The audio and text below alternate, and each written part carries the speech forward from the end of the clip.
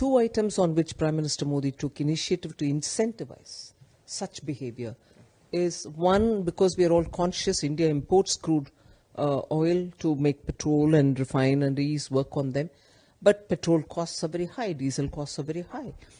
We also believe that producing ethanol from sugarcane and blending ethanol into fuel, even if it's aircraft fuel, air turbine fuel, will be incentivized.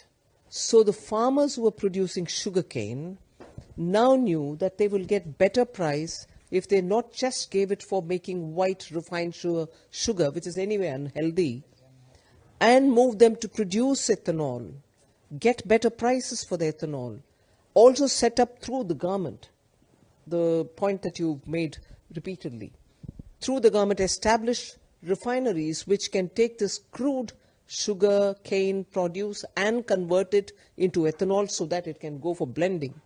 These steps were simultaneously taken up.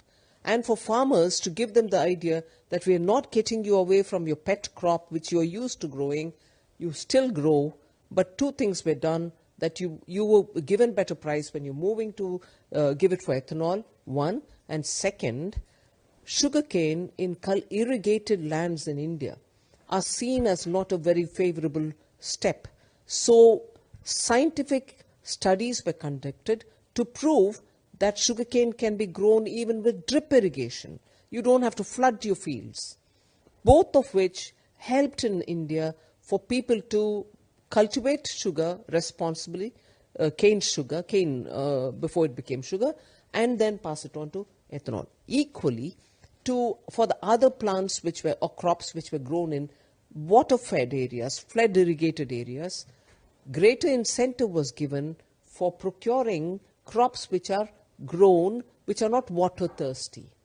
So the farmers were given the comfort that you grow not water thirsty crops any longer, you get better prices, you get better incentives. So many comprehensive overlooking with a bird's eye view on a particular issue, so that the ripple effects that it creates are also attended to, are necessary.